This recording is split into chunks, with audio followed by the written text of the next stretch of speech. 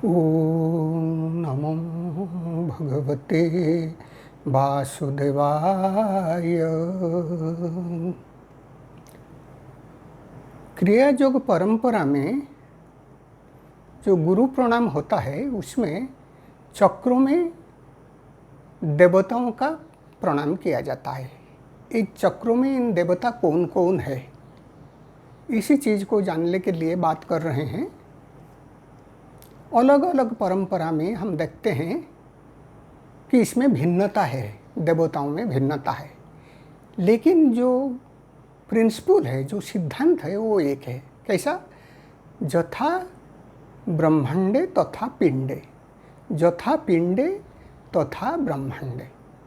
हमारा ये जो शरीर है ये विश्व ब्रह्मांड का एक क्षुद्र प्रतिरूप है, जिसको हम कहते हैं माइक्रोकोजम अंग्रेजी में। तो यानी हमारे शरीर में ही सारे देवता है।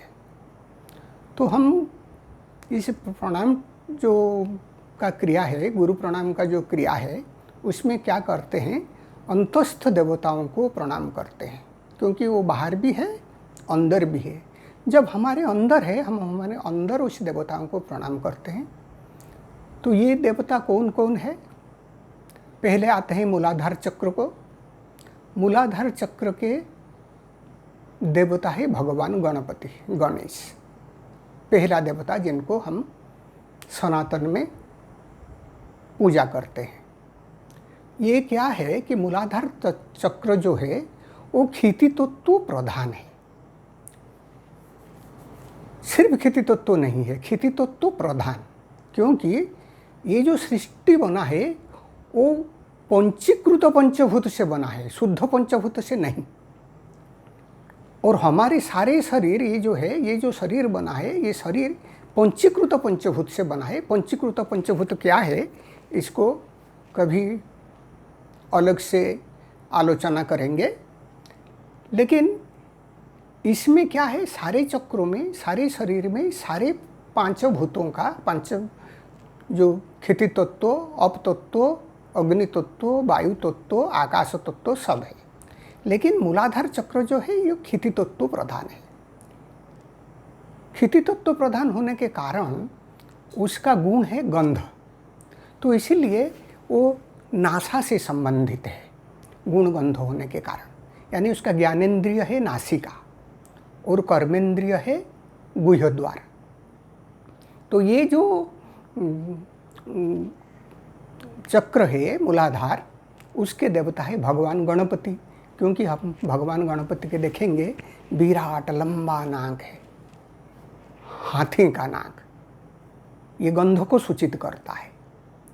फिर क्या है, भगवान को, गणपति को हम क्या प्रार्थना करते हैं? खर्बम स्थूलतनुम गजेंद्र वदनम स्थूलतनुम। यानी यहाँ चेतन तत्व, प्रकृति, महत्त्व, अहं तत्व ऐसे होके, पंच महाभूत होके, जब शेष महाभूत क्षिति या पृथ्वी तत्व उसी में परिणत हो गया है, पूर्ण रूप से स्थूल हो गया है, इसलिए स्थूल भूत का देवता है। इसीलिए मूलाधार में गणेश को क्रिया योग परंपरा में स्थापित किया जाता है। इसी तरह स्वाधिष्ठान चक्र में आते हैं। स्वाधिष्ठान चक्र है अपतत्व, लिक्विड मैटर। अपतत्व होने के कारण उसका गुण है स्वाद, टेस्ट। तो स्वाद होने के कारण इसका ज्ञानेंद्रिय हुआ जिह्वा, जिह्वा से हम स्वाद लेते हैं। और कर्मेंद्रिय है जो हमारा प्रजनन यंत्र, यौनांग। तो इसके देवता कौन है? इसका देवता है शक्ति, आद्या शक्ति भगवती महाकाली। आप महाकाली को देखेंगे, क्या देखेंगे? उनका जीभ निकला हुआ है, स्वाद को दर्शा रहा है। शक्ति उलग्न है, देवी के शरीर में कपड़ा नहीं है, क्योंकि शक्ति को ढकने के लिए कुछ चीज़ है नहीं, सब कुछ तो शक्ति है, तो किसको दे के ढकेंगे? और जो जल तत्व है, आप तत्व है, उसी से ही शक्ति जीवनी शक्ति के रूप में प्रादुर्भाव होता है। जल नहीं होगा तो जीवन का प्रादुर्भाव नहीं होगा, जीवनी शक्ति का विकास नहीं होगा। हमारा जो समझ है जीवन शक्ति के बिना तो समझ नहीं होगा, इसीलिए प्राण का देवी है, वो जीवन का देवी है, वो शक्ति है और उनका स्थान है मूलाधार चक्र, स्वाद का देवी है। फिर तीसरे चक्र में आते हैं मणिपूरक। मणिपूरक में क्या है? अग्नि तत्व प्राधान्य। सारे चक्र मैंने जैसे बोलता हूँ कि एक तत्व प्राधान्य होता है। अग्नि तत्व प्राधान्य होने के कारण आलोक, अग्नि, ये जो चीज़ है इसी का गुण है दृष्टि, दृश्य, और ज्ञानेंद्रिय है चक्षु। तो चक्षु ज्ञानेंद्रिय होने के कारण, और कर्मेंद्रिय है हमारा पैर, क्योंकि देखेंगे तो चलेंगे ना, मूवमेंट जो है। तो इसके लिए यहाँ का देवता है भगवान सूर्य नारायण। जैसे ऋग्वेद में बताया गया है, चंद्रमा मनुष्य जातो चक्षु सूर्य अजायत। विराट पुरुष के चक्षु से ही सूर्य का प्रादुर्भाव हुआ। हमारे विश्व ब्रह्मांड का चक्षु सूर्य ही है। अगर सूर्य भगवान नहीं रहेंगे तो हम सब अंधे हैं। तो इसीलिए मणिपुरक के देवता ही सूर्य नारायण। इस तरफ अनाहत में आते हैं। अनाहत का देवता है भगवान श्रीहरि विष्णु। क्यों? ऐसे तो सब बोलते हैं कि हृदय स्थान में भगवान विष्णु का स्थान है। ये है वायु तत्व प्रधान, अनाहत चक्र वायु तत्व प्रधान। वायु तत्व प्रधान होने के कारण इसका गुण हुआ, तन्मात्रा हुआ स्पर्श, संवेदना। हमारे सारे शरीर में जो संवेदना है, ये संवेदना वायु के कारण है। शरीर में जो प्राणवायु प्रभावित होता है इसी के कारण है। तो उसका जो कर्मेंद्रिय है, उसका जो ज्ञानेंद्रिय है वो है त्वचा, चर्म, और उसका कर्मेंद्रिय है हमारा हाथ। संवेदना आएगा तो उसी का प्रतिरोध या उसी के लिए जो कोई प्रेरित हो के कोई कार्य करना वो हाथ से ही होता है। तो इसीलिए यहाँ का देवता है भगवान विष्णु, क्योंकि भगवान विष्णु पालन के देवता है और वायु तत्व से पालन होता है, सृष्टि का रक्षण होता है। जैसे जल तत्व के से सृष्टि का प्रादुर्भाव होता है, ऐसे वायु तत्व से सृष्टि का रक्षण होता है। फिर पांचवें चक्र में आते हैं।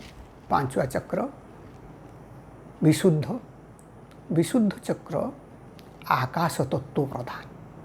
आकाश तत्व प्रधान होने के कारण इसका गुण है शब्द, उसका ज्ञानेंद्रिय है कर्ण, और कर्मेंद्रिय है वाक, वाणी। इसका देवता कौन है? इसका देवता है शंकर भगवान।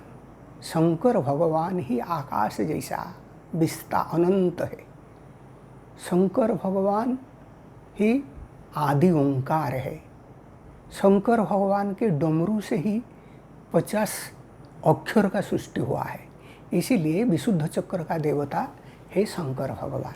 ऐसे हमारे सनातन में जो 5 मुख्य देवता है, गणेश, देवी, सूर्य नारायण, श्रीहरि विष्णु और शंकर, इनको पांचों चक्र में स्थापन करके इनको प्रणाम किया जाता है।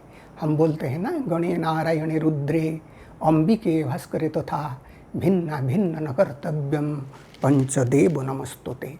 ये 5 देवताओं का स्थान, मुख्य 5 देवताओं का स्थान 5 चक्र में। फिर आ जाते हैं छठा चक्र, आज्ञा चक्र। आज्ञा चक्र में क्या है?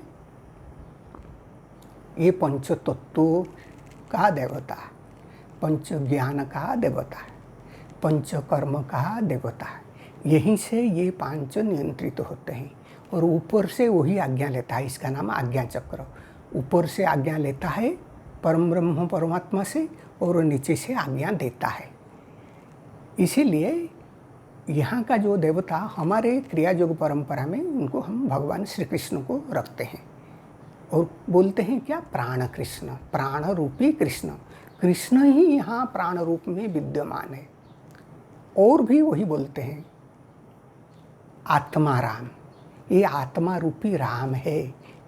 जीवात्मा रूपी राम ही यहाँ जीवात्मा के रूप में वास कर रहे हैं। आत्मा राम, प्राण कृष्ण, आत्मा राम कहे, प्राण कृष्ण कहे, बात ही एक ही है, लेकिन हमारे परंपरा में ज़्यादा प्राण कृष्ण शब्द का प्रचलन है। फिर आ गए सातवें चक्र। बस ये तो सब परा है, अतीत है, यानी यहाँ और कोई भूत का स्थान नहीं। ये पंचभूत से अतीत है, पंच ज्ञान से अतीत है, पंच कर्म से अतीत है। इसीलिए यहाँ का देवता तो नहीं कह सकते, लेकिन कहने के लिए तो भाषा का व्यवहार करना पड़ेगा। यहाँ का देवता है परम ब्रह्म, परमात्मा, परम शिव। तो परम शिव को उधर हम ध्यान करते हैं। इसी तरह 7 चक्रों में हमारे क्रियायोग परंपरा में 7 देवता है। दूसरे परंपरा में भिन्नता है, लेकिन वो भिन्नता कुछ ज़्यादा माने नहीं रखता, क्योंकि प्रिंसिपल तो एक ही है। अपने व्यक्ति अपनी श्रद्धा और ये के भक्ति के हिसाब से देवताओं को स्थापना करता है और इन्हीं रूप में आराधना करता है। तो अभी प्रश्न आएगा, क्या हम उन देवताओं का मूर्ति का चिंतन करें, क्या उन देवताओं को ही करें, भक्ति करें उसी चक्र में? देखिए, ये व्यक्ति का स्वभाव के ऊपर निर्भर करता है। ज़्यादातर हम क्रियायोग में जो शिक्षा देते हैं, क्या करते हैं, उसी जो केंद्र है, जो चक्र है, उसी में ही एकाग्रता का अभ्यास, उसी में ही ध्यान का अभ्यास को उस पॉइंट में, उस बिंदु में करने के अभ्यास दिलाते हैं। लेकिन कोई व्यक्ति अगर भावनात्मक रूप से देवताओं के साथ ज़्यादा जुड़ा हुआ है, वो अगर देवताओं का, और या कोई व्यक्ति जिसका मन इतना सूक्ष्म नहीं हुआ है, जो एक बिंदु में, चक्रों के स्थान में, एक पॉइंट में अपना ध्यान को केंद्रित ना कर सके, वो अगर यहाँ देवताओं का रूप चिंतन करता है, उसमें कोई बुराई नहीं है। तो यही है हमारे परंपराओं में देवताओं का स्थान, और इसी के आधार पर ही जो गुरु प्रणाम क्रिया है उसको बनाया गया है।